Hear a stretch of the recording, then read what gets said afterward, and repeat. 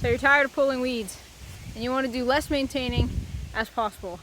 You want to do the lazy gardener method, but you don't quite know how because you don't want to spend a ton of money on things, and you also don't want to use chemicals around your plants.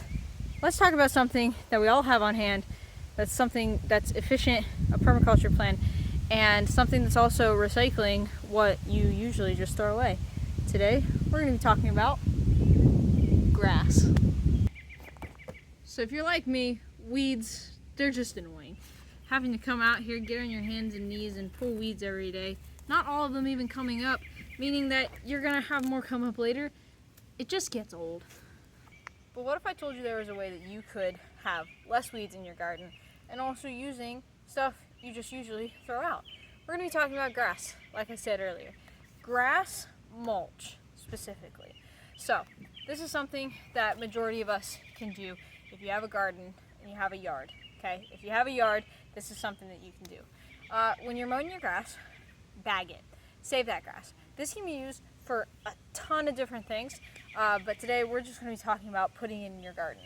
So putting this in your garden is very beneficial, first of all, to your soil. It keeps it moist and it adds that composted material.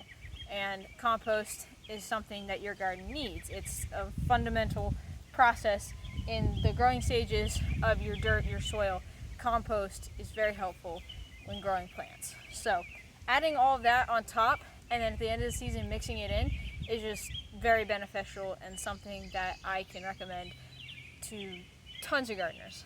But this is something that we can use because we have it all around us. We have yards, okay? So when you're mowing your lawn, start bagging it. When you bag it, take it out and put it right after you bag it.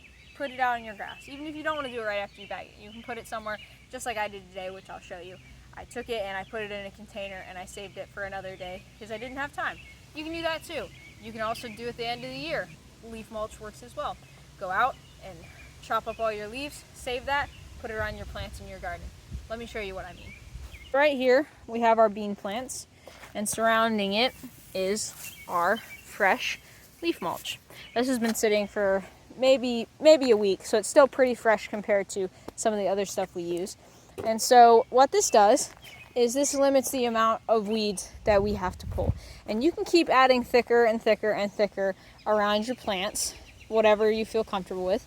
Right here, this is a bed that does not have any leaf mulching. You can see all the little annoying weeds that are coming up that we need to get rid of.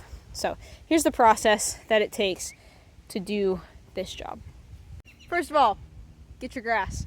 When you're getting your grass, make sure that if you're putting this in your garden, that your grass isn't sprayed with any chemicals that you don't want in here. If you have weed killers or anything else on your lawn that is going to cause a threat to your plants, obviously do not be putting that in your garden. That's not something that you want to do. It'll kill it, it'll kill your plants. Not beneficial at all. The beneficial grass is the grass that I have, which is completely organic. There's nothing to it. It's just straight grass. So mow your grass, bag it, and then collect it. Take your grass, which we have here, a big pile.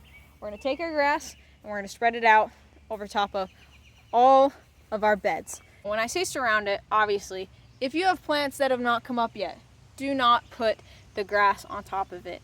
They won't be able to come through, just like the weeds aren't able to pop through. If you have plants that are small, like this cabbage here, do not mound the grass around it. That's going to cause them to just stunt their growth a little bit. It could cause them to die off because it's just too much.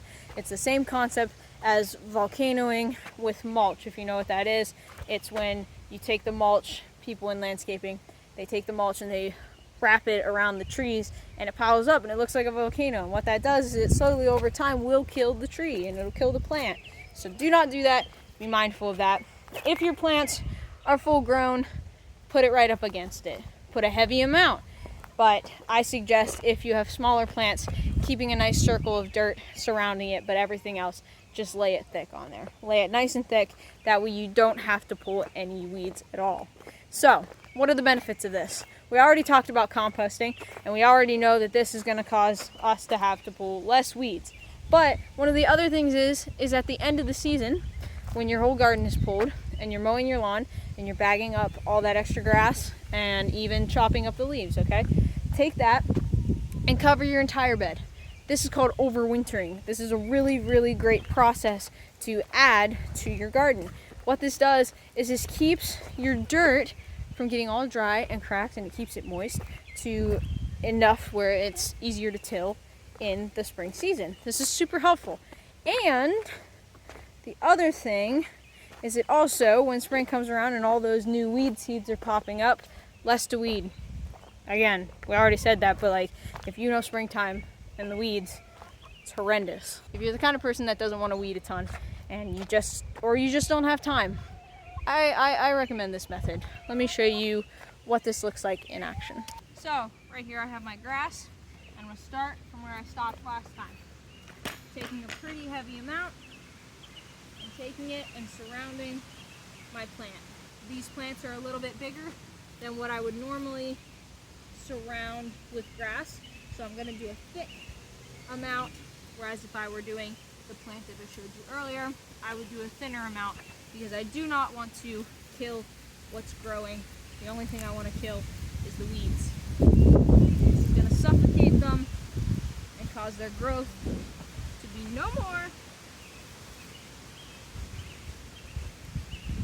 It's also going to add rich nutrients and benefits to your garden.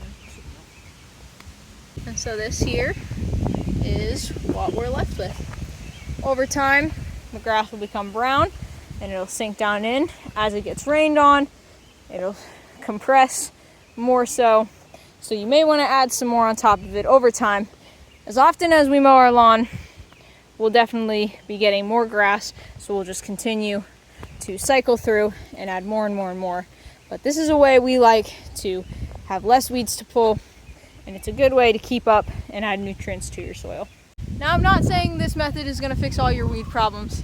It's not going to get rid of every weed, but what it's going to do is it's going to lessen the amount that you had to pull originally. And like I said, it's good compost for your garden. So use what you have, the grass, which you have already on hand at your accessibility. Use what you have, recycling and reusing, a permaculture plan at its finest. So if you have any questions, let me know. Thank you guys for watching.